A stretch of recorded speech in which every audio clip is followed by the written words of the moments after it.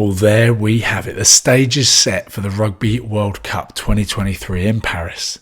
The All Blacks versus South Africa. And my God, didn't the South Africans make hard work of it last night against the English. Let's give credit where it's due. Everyone had written the English off, including me. I'll be honest, I didn't think they would get anywhere near. I knew it wouldn't be as much of a runaway as the All Blacks versus Argentina, but I didn't expect it to be that close. So credit where it's due for England. They were fantastic when they needed to be. And where has that performance from Steve Borthwick's men been this whole World Cup? I think finally they're starting to hit their straps, but that's all it takes. You need to perform once in a World Cup, and that is what South Africa did. Everyone's talking about their scrappiness. Best teams in the world learn and know exactly how to win ugly, and that's exactly what South Africa did. Let's talk about the first half. It was a scrappy old first half, loads of penalties. The South Africans really weren't firing any shots, giving away stupid penalties. And then it was a battle of the tens the whole match. 3 tens, we'll talk about them. Owen Farrell's boot is certainly what kept England in the game. He was instrumental for them. Talking of his boot, how accurate, but that drop goal, that was clutch. An incredible servant to English rugby. I know we've had our ding-dongs with myself and him, but fair play to him. He kept the show running for England. He kept them in the game with his boot, but it wasn't enough. And then talking about the next 10, poor old Manny Libbok getting the shepherd's crook at 30 minutes. We spoke about them being innovators last week. I don't think this was an innovation. I think this was just an action needed to happen. Shepherd's crook for Manny Libbok at 30 minutes, and they bring on the man, Andre Pollard, the third 10 we're going to talk about. How good was he? And talking of boots, that man, I could bet my mortgage on his boot.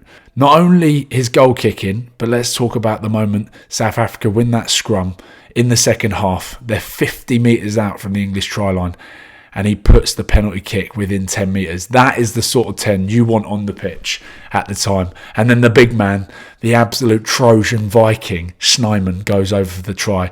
And suddenly, South Africa are back in the game. Talking about bomb squads, oh my goodness, those boys came on and did a job. And I just don't think that the English reserve front row had what it takes to go up against the bomb squad. Those boys were on form, and it shows exactly how important a scrum can be.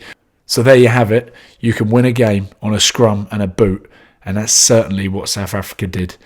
Going back to Andre Pollard, who would have thought 2-3 months ago when Malcolm Marx went out injured and they pulled him into the squad, not even he would have thought last week in the quarter-final, kicking a goal from pretty much 50 metres out to take him 1 point and win the game. And then again, semi-final, putting the Springboks into a World Cup final with his boot once again. That man has balls of steel. It was incredible to see, and fair play to South Africans. They did the job again. They won ugly, and that is why we have a World Cup final of the All Blacks and Springboks. Let's not forget to mention some of the other players for England. I think Ben Earls has been outstanding this campaign. Firmly cemented that number 8 jersey. He can play all across the back row, but he has been one of the standout stars for England. And last night, Courtney Lawes just kept on going. A man that would not take a backward step, but not enough for the English. As I said, they'd done unbelievably well against a very, very strong South African squad, albeit not firing on the night. But my God, we've got a World Cup final on our hands, and I cannot wait for next Saturday.